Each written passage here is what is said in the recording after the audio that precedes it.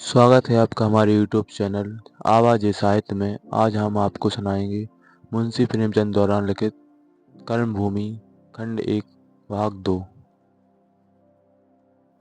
अमरकांत के पिता लाला समरकांत बड़े उद्योगी पुरुष थे। उनके पिता केवल एक झोपड़ी छोड़कर मरे थे, मगर समरकांत ने अपने बाहुबल से लाखों की संपत्ति जमा कर ली थी। पहले उनकी एक छोटी सी हल्दी की आड़त थी। हल्दी से गुड़ और चावल की बारी आई।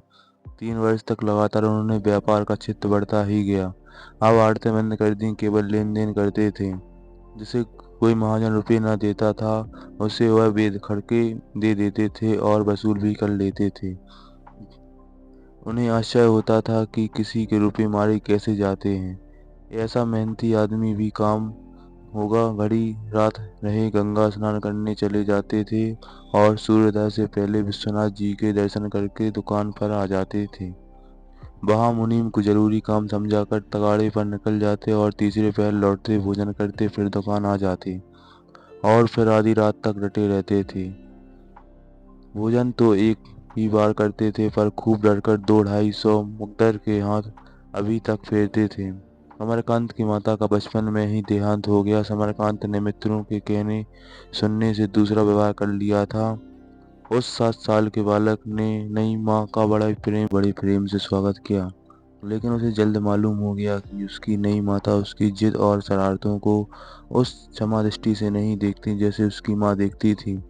वह अपनी माँ का अकेला लाडला लड़का था, बड़ा जिद्दी, बड़ा नटखट, जो बात से मुँह निकल जाती तो उसे पूरा करके ही छोड़ता। नई माताजी बात बात पर डांटती थी, यहाँ तक कि उसे माता से द्वेष हो गया। जिस बात को वह मना करती उसे वह करता। पिता से भी ढीठ हो गया। पिता और पुत्र में स्नेह का बंधन ना रहा।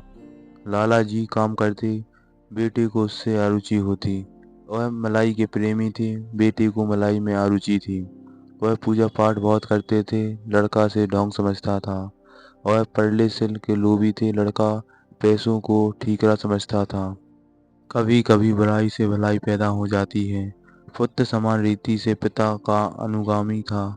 महाजन का बेटा महाजन, पंडित का बेटा पंडित, वकील का बेटा वकील, किसान का बेटा किसान होता है। मगर यहाँ इस द्वेष ने महाजन के पुत्र को महाजन का शत्रु बना दिया। जिस बात का पिता ने विरोध किया वह पुत्र के लिए मान्य हो गई, और जिसका सहारा वह त्याग। महाजन के हथकंडे और षड्यंत्र उसके सामने रोज ही रचे जाते थे। उसे इस व्यापार से घृणा होती थी। इसे चाहे पूर्व संस्कार कह लो, पर हम तो यही कहेंगे कि अमरकांत के चरित्र का निर्माण पिता द्वेष के हाथों हुआ। खैरियत यह हुई कि उसके कोई सौतेले भाई ना हुआ, नहीं तो शायद वह घर से निकल गया होता।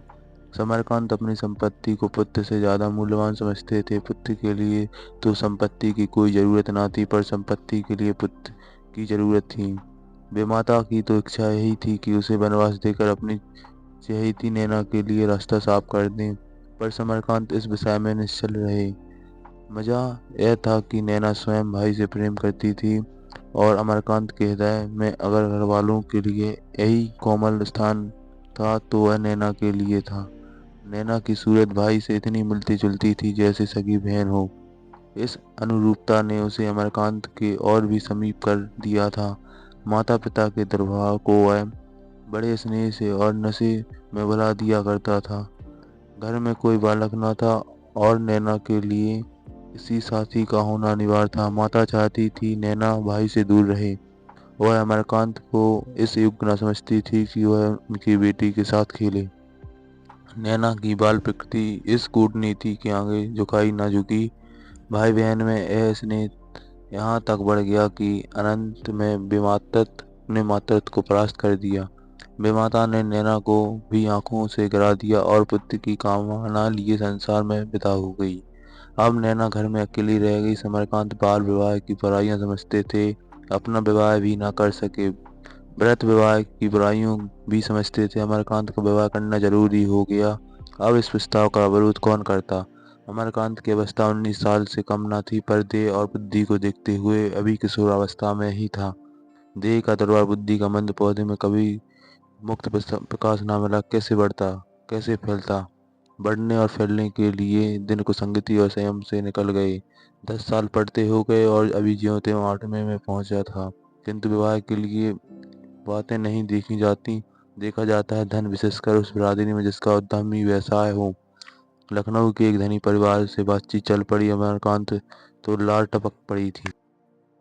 पौधे को कभी मुक्त प्रकाश ना मिला, कैसे बढ़ता, कैसे फैलता।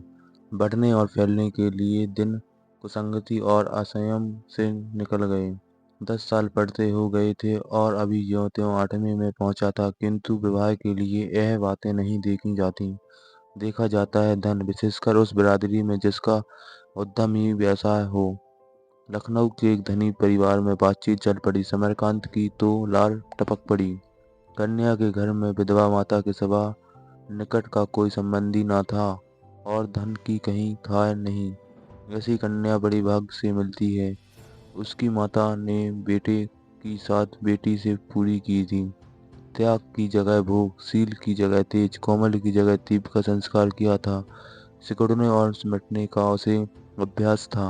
वह युवक प्रकृति की युवती ब्याही गई, युवती प्रकृति के युवक से जिसमें पुरुषार्थ का कोई गुण नहीं। अगर दोनों के कपड़े बदल दिए जाते तो एक दूसरे का स्थानांतरण हो जाता। दबा हुआ पुरुषार्थ ही अस्तित्व है।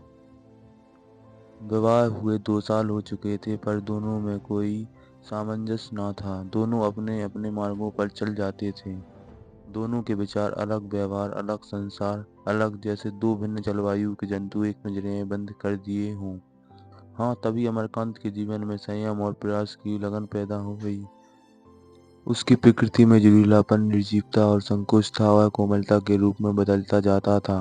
विद्याभ्यास में उसे अब रुचि हो गई थी। हालांकि लालाजी अब उसे घर के धंधों में लगाना चाहते थे। वह तार बार पढ़ लेता था और इससे अधिक योग्यता की उसमें समझ जरूरत न थी। पर अमरकांत उस पथिक की भांति जिसने दिन विश्राम में काट दिया हो, अब अपने स्थान पर पहुंचने के लिए दूने वेग से कदम बढ़ाने चला जाता था। स्कूल से लौटकर अमरकांत नियमानुसार अपनी छोटी कोठरी में जाकर चरखे पर बैठ गया। उस विशाल भवन में जहाँ बारात ठहर सकती थी, उसने अपने लिए यह छोटी सी कोठरी पसंद की। इधर कई महीने से उसने 2 घंटे रोज सूत काटने की प्रतिज्ञा कर ली थी और पिता के विरोध करने पर भी उसे निभाया जाता था। मकान बड़ा था, मगर निवासियों की रक्षा की बजाय धन की रक्षा के लिए उपयुक्त था। नीचे के तल्ले के कई बड़े कमरे गोदाम के लिए बहुत अनुकूल थे। हवा और प्रकाश का कहीं रास्ता नहीं। जिस रास्ते से हवा और प्रकाश आ सकता है, उसी रास्ते से चोर भी आ सकते हैं। चोर की संख्या उसके एक एक ईंट से टपकती थी। ऊपर के दोनों तल्ले हवादार और खुले हुए थे। नीचे भोजन, ऊपर सोना बैठना होता था। सामने सड़क और 2 कमरे में से एक में लालाजी, दूसरे में मुनीम जी बैठते थे। कमरों के आगे साइवान में गाय बनती थी। लालाजी पक्के गौभक्त थे। अमरकांत सूत काटने में मग्न था कि उसकी छोटी बहन नैना आकर बोली, क्या हुआ भैया, फीस जमा हुई या नहीं? मेरे पास 20 रुपए हैं, यह ले लो, मैं कल और किसी से मांग लाऊंगी। अमर ने चरखा चलाते हुए कहा, आज तो फीस जमा करने की तारीख थी, नाम कट गया, अब रुपए लेकर क्या करूंगा। नैना रूप रंग में अपने भाई से इतनी मिलती जुलती कि अमरकांत उसकी साड़ी पहन लेता तो वह बतलाना मुश्किल हो जाता था कि कौन यह है, कौन वह। हाँ, इतना अंतर अवश्य था कि भाई की दुर्बलता यहाँ सुकुमारता मानकर आकर्षण हो गई थी। नैना घबरा कर बोली, तुमने कहा नहीं नाम ना काटो, मैं 1-2 दिन में दे दूंगा।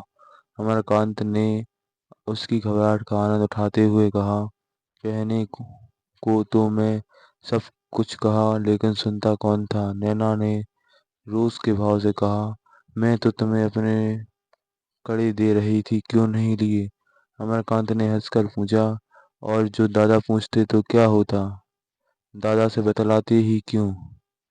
अमरकांत ने मुंह लंबा करके कहा, मैं चोरी का कोई भी काम नहीं करना चाहता। नैना, अब खुश हो जाओ, मैंने फीस जमा कर दी। नैना अविश्वास से बोली, फीस नहीं, वह जमा कर दी? तुम्हारे पास रुपए कहाँ थे? नहीं नैना, सच कहता हूँ, जमा कर दी थी। रुपए कहाँ थे? एक दोस्त से ले लिए। तुमने मांगे कैसे? उसने अपने आप ही दे दिए, मुझे मांगने ना पड़े। कोई बड़ा सज्जन होगा। हाँ, है तो सज्जन नैना। जब फीस जमा होने लगी तो मैं शर्म के मारे बाहर चला गया। ना जाने क्यों उस वक्त मुझे रोना आ गया। सोचता था मैं ऐसा गया बीता हूँ कि मेरे पास 40 रुपए भी नहीं। वह हामिद जरा देर में मुझे बुलाने आया। मेरी आंखें लाल देखी। समझ गया, तुरंत जाकर फीस जमा कर दी। तुमने कहाँ पाए ये 20 रुपए? यह ना बताऊंगी। नैना ने भाग जाना चाहा। 12 वर्ष की यह लज्जाशील बालिका एक साथ ही सरल थी और चतुर भी। उसे ठगना सहज न था। उसकी चिंताओं को छुपाना कठिन था। अमन ने लपक कर उसका हाथ पकड़ लिया और बोला, जब तक बताओगी नहीं मैं जाने ना दूंगा। किसी से कहूंगा नहीं, सच कहता हूँ। नैना झेपती हुई बोली, दादा से लिए। अमरकांत ने बेदली से कहा, तुमने उनसे नाहक मांगे? नैना, जब उन्होंने मुझसे इतनी निर्दयता से दुत्कार दिया तो मैं नहीं चाहता कि उसे एक भी पैसा मांगो। मैं तो समझा था तुम्हारे पास कहीं पड़े होंगे। अगर मैं जानता कि तुम पैसे दादा से मांगोगी तो साफ कह देता, मुझे पैसों की जरूरत नहीं। दादा क्या बोले? नैना साचल नेत्रों से होकर बोली, बोले तो नहीं, यही कहते रहे कि धन करना धरना तो कुछ नहीं, रोज रुपए चाहिए। कभी फीस, कभी किताब, कभी चंदा। फिर मुनीम जी से कहा, 20 रुपए दे दो। 20 रुपए फिर दे देना। अमर ने उत्तेजित होकर कहा, तुम रुपए लौटा देना, मुझे नहीं चाहिए। नैना सिसक सिसक कर रोने लगी। अमरकांत ने रुपए जमीन पर फेंक दिए थे और सारी कोठरी में बिखरे पड़े थे। दोनों में से एक भी चुन्नी का नाम नाम लेता था। सहसा लाला अमरकांत आकर द्वार पर खड़े हो गए। नैना की सिसकियां बंद हो गईं और अमरकांत मानो तलवार की चोट खाने के लिए अपने मन को तैयार करने लगा। लालाजी दोहरे बदन के दीर्घकाय मनुष्य थे। सिर पर पांव तक सेठ वही खलवाट, मस्तक वही फूले हुए कपोल, वही निकली हुई तोंद। मुख पर संयम का तेज था जिसमें स्वार्थ की गहरी झलक मिलती थी। कठोर स्वर में बोल, चरखा चला रहा है? इतनी देर में कितना सूत काटा? होगा 2-4 रुपए का। अमरकांत ने गर्व से कहा, चरखा रुपए के लिए नहीं चलाया जाता। और किस लिए चलाया जाता है? यह आत्मा शुद्धि का एक साधन है। अमरकांत के घाव पर जैसे नमक पड़ गया। बोले, आज नई बात मालूम हुई। तब तो तुम्हारे ऋषि होने में कोई संदेह न रहा, मगर साधन के साथ कुछ घर गृहस्थी का काम भी देखना होता है। दिन भर स्कूल में रहो, वहां से लौटो तो चरखे पर बैठो। रात को तुम्हारी स्त्री पाठशाला खोले, संध्या समय जल से तो घर का धंधा कौन करे? मैं बैल नहीं हूँ तुम्ही लोगों के लिए जो जंजाल में फंसा रहा हूँ। अपने ऊपर लाद ना ले जाऊंगा। तुम्हें कुछ तो मेरी मदद करनी चाहिए। बड़े नीतिवान बनते हो। क्या वह नीति है कि बूढ़ा बाप मरा करे और उसका जवान बेटा उसकी बात भी ना पूछे? अमरकांत ने उद्दंडता से कहा, मैं तो आपसे बार बार कह चुका, आप मेरे लिए कुछ ना करें। मुझे धन की जरूरत नहीं। आपकी भी वृद्धावस्था है, शांति चित्त होकर भगवत भजन कीजिए। समरकांत तीखे शब्दों में बोले, धन न रहेगा लाला तो भीख मांगोगे, यूं चैन से बैठकर चरखा न चलाओगे। यह तो ना होगा, मेरी कुछ मदद करो। फुर्सतहीन मनुष्यों की तरह कहने लगे, मुझे धन की जरूरत नहीं। कौन है जिसे धन की जरूरत नहीं? साधु सन्यासी तक तो पैसों पर प्राण देते हैं। धन बड़े पुरुषार्थ से मिलता है। जिसमें पुरुषार्थ नहीं वह क्या धन कमाएगा? बड़े बड़े तो धन की उपेक्षा कर ही नहीं सकते। तुम किस खेत की मूली हो? अमर ने उसी प्रताड़ भाव से कहा, संसार धन के लिए प्राण दे, मुझे धन की इच्छा नहीं। एक मंजूर भी धर्म और आत्मा की रक्षा करते हुए जीवन का निर्वाह कर सकता है। कम से कम अपने जीवन में इसकी परीक्षा करना चाहता हूँ। लाला जी का बात बात का अवकाश न था। हार कर बोले, अच्छा बाबा, कर लो जी भरकर परीक्षा, लेकिन रोज रोज रुपए के लिए मेरा सिर ना खाया करो। मैं अपनी गाड़ी कमाई तुम्हारे व्यसन के लिए नहीं लुटाना चाहता। लाला जी चले गए। नैना कहीं एकांत में जाकर खूब रोना चाहती थी पर हिल ना सकी। और अमरकांत ऐसा विरक्त हो गया कि मानो जीवन उसे भार हो रहा है। उसी वक्त मोहन ने आकर कहा, भैया तुम्हारी बहू जी बुला रही हैं। अमरकांत ने बिगड़ कर कहा, जा कह दे फुर्सत नहीं, चली वहां से बहू जी बुला रही है। जब मैरी लौटने लगी तो उसने अपने तीखेपन पर लज्जित होकर कहा, मैंने तुम्हें कुछ नहीं कहा। सुन लो, कह दो अभी आता हूँ। तुम्हारी रानी जी क्या कर रही हैं? सिल्लू का पूरा नाम कौशल्या शीतला में पति पुत्र और एक आंख जाती रही थी, तभी से विचित्र सी हो गई थी। रोने की बात पर हंसती, हंसने की बात पर रोती। घर के और सभी प्राणी, यहाँ तक कि नौकर चाकर, उसे डांटते रहते थे। केवल अमरकांत उसे मनुष्य समझता था। कुछ स्वस्थ होकर बोली, बैठी कुछ लिख रही हैं? लाला जी चीखते थे, उसी से तुम्हें बुला भेजा। अमर जैसे गिर पड़ने के बाद गर्द झाड़ता हुआ प्रसन्न मुख ऊपर चला। सुखदा अपने कमरे के द्वार पर खड़ी थी, बोली, तुम्हारे तो दर्शन ही दुर्लभ हो जाते हैं। स्कूल से आकर चरखा ले बैठते हो, क्यों नहीं मुझे घर भेज देते? मेरी जरूरत समझना, बुला लेना।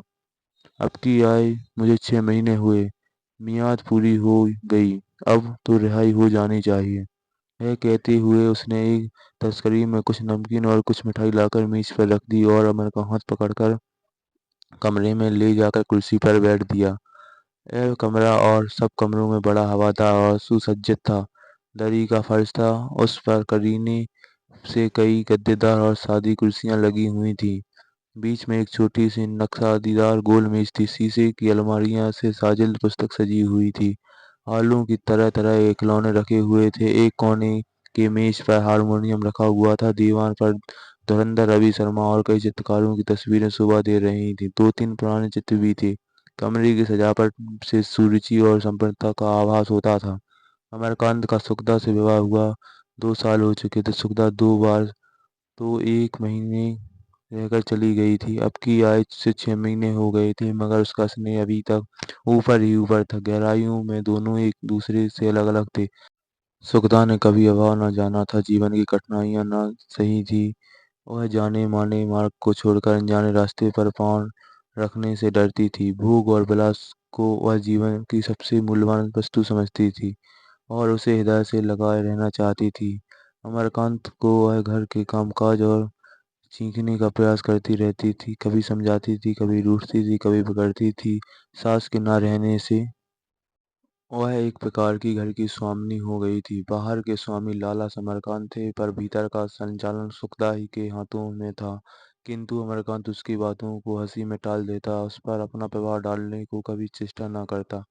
उसकी विलासप्रियता मानो खेतों में हौवे की भांति उसे डराती रहती थी। खेत में हरियाली थी, दाने थे, लेकिन वह हौवा निश्चल भाव से दोनों हाथ फैलाए खड़ा उसकी ओर घूरता रहता था। अपनी आशा और दुराशा, हार और जीत को वह सुखदा से बुराई की भांति छिपाता था। कभी कभी उसे घर लौटने में देर हो जाती तो सुखदा व्यंग करने से बाज न आती थी। हाँ, यहाँ कौन अपना बैठा है, बाहर के मजे घर में कहाँ। और यहाँ तिरस्कार किसान की कड़ी कड़ी की भांति हुए के भय को और उज्जीत कर देती थी। वह उसकी खुशामद करता, अपने सिद्धांतों को लंबी से लंबी रस्सी देता, और सुखदा इसे उसकी दुर्बलता समझकर ठुकरा देती थी। वह पति को दया भाव से देखती थी, उसकी त्यागमयी प्रवृत्ति का अनादर न करती थी, पर इसका तथ्य न समझ सकती थी। वह सहानुभूति की भिक्षा मांगता, उसके सहयोग के लिए हाथ फैलाता था, तो शायद वह उसकी अपेक्षा न करती। अपनी मुट्ठी बंद करके अपनी मिठाई आप खाकर वह उसे रुला देता। कभी तो अपनी मुट्ठी बंद कर लेती थी और मिठाई आप खा लेती। दोनों आपस में हंसते बोलते थे, साहित्य और इतिहास की चर्चा करते थे, लेकिन जीवन के गुण व्यापार में पृथक थे। दूध और पानी का मेल ना था, रेत और पानी का मेल था, जो एक क्षण में मिलकर पृथक हो जाता था। अमर ने इस शिकायत की कोमलता या तो समझी नहीं, या समझकर उसका रस ना ले सका। लाला जी ने तो आघात किया। कभी उसकी आत्मा उसे वेदना से तड़प रही थी, बोला, मैं तो यही उचित समझता हूँ, अब मुझे पढ़ना छोड़ना जीविका एक फिक्र करनी पड़ेगी। सुगधा खींच उठी, हाँ, ज्यादा पढ़ लेने से सुनती हूँ आदमी पागल हो जाता है। अमर ने लड़ने के लिए यहाँ भी आस्तीनें चढ़ा ली। तुम यह आक्षेप व्यर्थ कर रही हो, पढ़ने से मैं जी नहीं चुराता, लेकिन इस दशा में पढ़ना नहीं हो सकता। आज स्कूल से मुझे इतना लज्जित होना पड़ा, वहाँ मैं ही जानता हूँ अपनी आत्मा की हत्या करके पढ़ने से भूख रहना अच्छा कहीं है। सुखदा ने भी अपने शस्त्र संभाले, बोली, मैं तो समझती हूँ कि घड़ी दुकान पर बैठकर आदमी बहुत कुछ पढ़ सकता है। चरखे और जलसे में जो समय देते हो दुकान पर दो, तो कोई बुराई ना होगी। फिर जब तुम किसी से कुछ कहोगे नहीं तो तुम्हारे लिए दिल की बातें कैसे समझ लेगा? मेरे पास इस वक्त भी 1,000 रुपये से कम नहीं।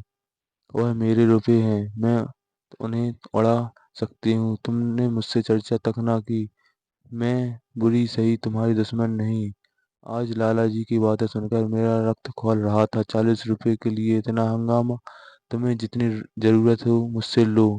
मुझसे लेते तुम्हारा आत्मसम्मान को चोट लगती है तो अम्मा से लो, वह अपने को धन्य समझेंगी। उन्हें उसका अरमान ही रह गया कि उनसे कुछ मांगते। मैं तो कहती हूँ मुझे लखनऊ चले जाओ और निश्चिंत होकर पढ़ो। अम्मा तुम्हें इंग्लैंड भेज देंगी, वहां से अच्छी डिग्री ला सकते हो। सुगदा ने निष्कपट भाव से यह प्रस्ताव किया था। शायद पहली बार उसके पति के लिए दिल की बात कही, लेकिन अमरकांत को बुरा लगा। बोला, मुझे डिग्री इतनी प्यारी नहीं उसके लिए ससुराल की रोटियां तोड़ूं। अगर मैं अपने परिश्रम और धनोपार्जन करके पढ़ सकूंगा तो पढ़ूंगा, नहीं तो धंधा देखूंगा। मैं मैं अब तक व्यर्थी शिक्षा के मुँह में पड़ा था। कॉलेज के बाहर भी अध्ययनशील आदमी बहुत कुछ सिखा सकता है। मैं अभिमान नहीं करता, लेकिन साहित्य और इतिहास की जितनी पुस्तकें इन 2-3 सालों में मैंने पढ़ी, शायद ही मेरे कॉलेज में किसी ने पढ़ी हो। सुखदा ने इस अप्रिय विषय का अंत करने के लिए, अच्छा नाश्ता तो कर लो, आज तो तुम्हारी मीटिंग है। 9 बजे के पहले लौटने लगे। मैं तो फिल्म देखने टॉकीज में जाऊंगी, अगर तुम्हें तो चलो तो मैं तुम्हारे साथ चलने। अमर ने रूखेपन से बोला, मुझे टॉकीज जाने की फुर्सत नहीं। तुम जा सकती हो, फिल्मों से भी बहुत कुछ लाभ उठाया जा सकता है, तो मैं तुम्हें मना नहीं करता। तुम क्यों नहीं चलते? जो आदमी कुछ उपार्जन ना करता हो उसे सिनेमा देखने का कोई अधिकार नहीं। मैं केवल उसी संपत्ति को अपना समझता हूँ जिसे मैंने परिश्रम से कमाया हो। कई मिनटों तक दोनों गुम बैठे रहे। जब समय जलपान करके उठा तो सुखदान ने सप्रेम से आज्ञा किया, कल से संध्या समय दुकान पर बैठकर करो कठिनाइयाँ पर विजय पाना पुरुषार्थ जीवन का काम है अवश्य, मगर कठिनाइयों की सृष्टि करना, अनायास पाँव में कांटे चबाना कोई बुद्धिमानी नहीं है। अमरकांत इस आदेश का आशय समझ गया, पर कुछ बोला नहीं। विलासिनी संकटों से कितना डरती है। यह चाहती है मैं भी गरीबों का खून चूसूं, उनका गला काटूं। यह मुझसे ना होगा। सुखदा उसके दृष्टिकोण का समर्थन करके कदाचित उसे जीत सकती थी। उधर से हटाने की चेष्टा करके वह संकल्प को और दृढ़ कर सकती थी। अमरकांत उसे सहानुभूति करके अपने अनुकूल बना सकता था, पर शुष्क त्याग का रूप दिखाकर उसे भयभीत कर रहा था।